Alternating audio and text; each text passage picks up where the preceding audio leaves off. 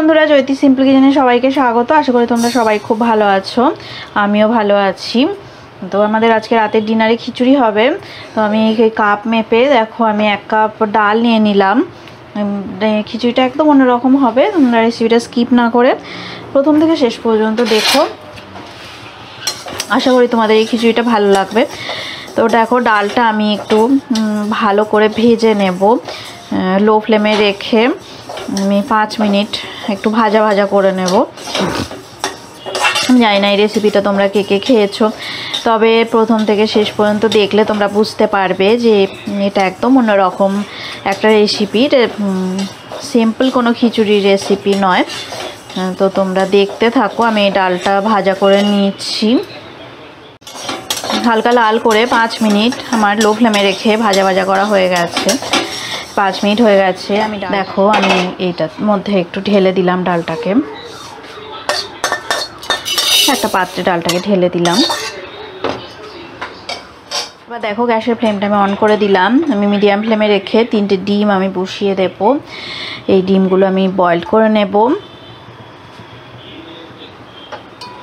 এবার আমি পরিমাণ মতো নুন দিয়ে দেবো ডিম সেদ্ধর জন্যে।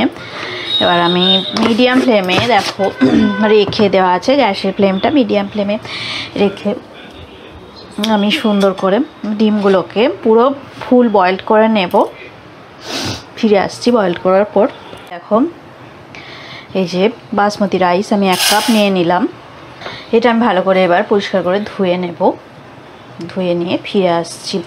আর আধ ঘন্টা আমি এটা 30 মিনিটের জন্য একটু ভিজিয়ে জলের মধ্যে ভিজিয়ে রেখে দেব।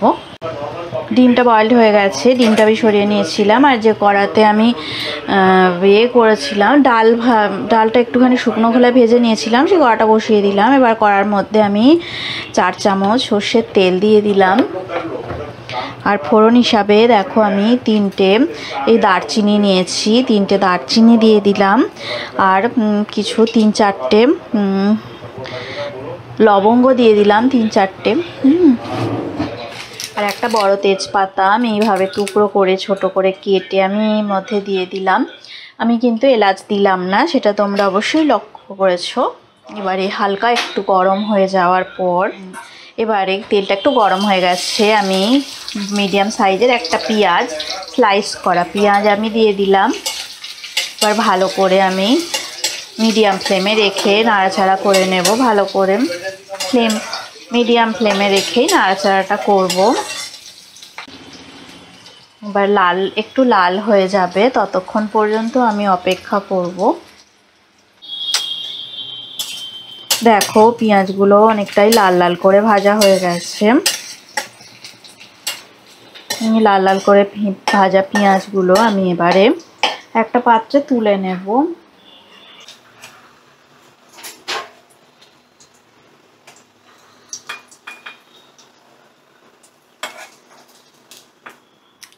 এইবারে দেখো যে চালটা আমি আধ ঘন্টা ভিজিয়ে রেখে দিয়েছিলাম, সেই চালটা আমি এই যে আমি তেলের মধ্যে সব চালটা দিয়ে দিলাম।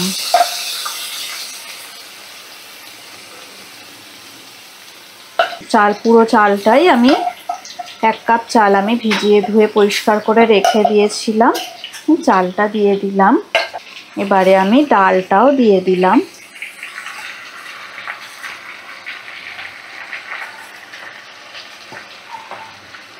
এতে কোনো টমেটো বা আমি কোনো কিছু ইউজ করলাম না, শুধু পেঁয়াজ দিয়েই রান্নাটা হবে, মানে টমেটো লাগবে না আর কি। তো এবার আমি ভালো করে নাড়াচাড়া করে নেব। আর সামান্য একটু মানে আদা রসুনের পেস্ট 1 চামচ আমি দিয়ে দেব। এবার গোটা কাঁচা লঙ্কা দিয়ে দিলাম।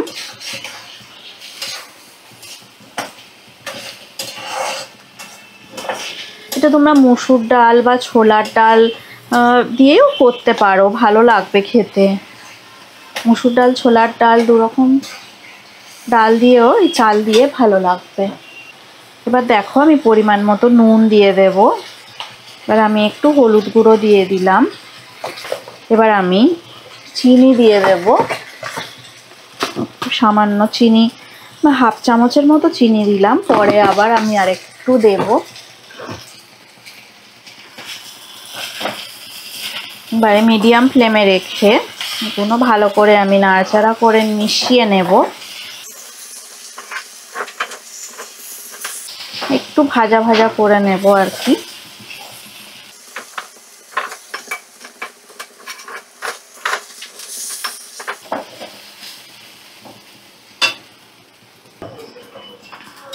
দু তিন মিনিট এইভাবে নাড়াচাড়া করে ভাজা ভাজা হয়ে গেলে আমি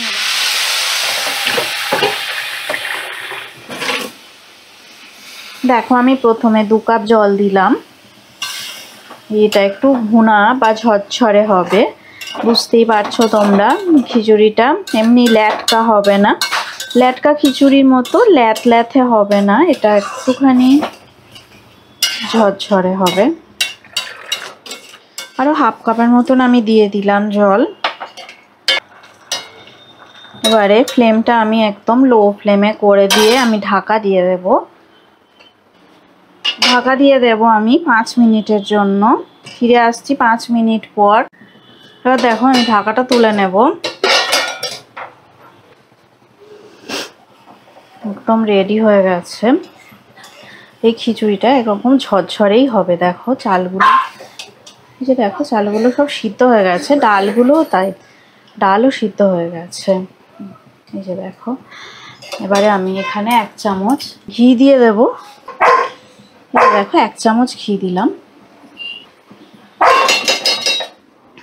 দেখো এটা ঠান্ডা হয়ে গেছে। এবার আমি এটা একটু সার্ভ করে দেবো একটা প্লেটে। সুন্দর করে আমি সার্ভ করে দিচ্ছি। একটু গরম আছে, খুব ঠান্ডা হয়নি, তো তোমরা বুঝতে পারছো নিশ্চয়ই। দেখো মানে অনেকটা ঝরঝরেই হয়েছে এই খিচুড়িটা।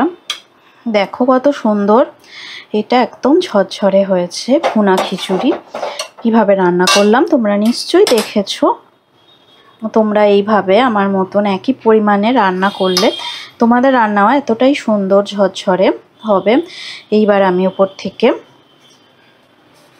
এবার দেখো আমি বেরেস্তা ছড়িয়ে দিচ্ছি। একটু লঙ্কাগুলো একটু গার্নিশিং করে দেব, লঙ্কাগুলো সুন্দর করে সাজিয়ে দেব একটু আমি। আর আমি বেরেস্তা যেটা ভেজে রেখে দিয়েছিলাম সেই বেরেস্তাটা আমি উপর থেকে দিয়ে দিলাম। পুরো বেরেস্তাটাই দিয়ে আমি সাজিয়ে দেব। যে ডিমগুলো আমি সিদ্ধ করেছিলাম এগুলো, সেই ডিম। রেসিপিটা একেবারে রেডি হয়ে গেল। দেখো মুগ ডাল দিয়ে আর বাসমতি চাল দিয়ে আমার এই ঝরঝরে ভুনা খিচুড়ি একদম রেডি হয়ে গেল। এই রেসিপিটা তোমাদের যদি ভালো লেগে থাকে অবশ্যই লাইক দেবে, শেয়ার করবে, কমেন্ট করে আমাকে জানাবে কেমন লাগলো তোমাদের। আর তোমরা ভালো থেকো, সুস্থ থেকো, আমার রেসিপি দেখতে থাকো। আজকের মতো টাটা। নেক্সট ভিডিওতে আর নতুন রেসিপি নিয়ে তোমাদের সঙ্গে দেখা হবে।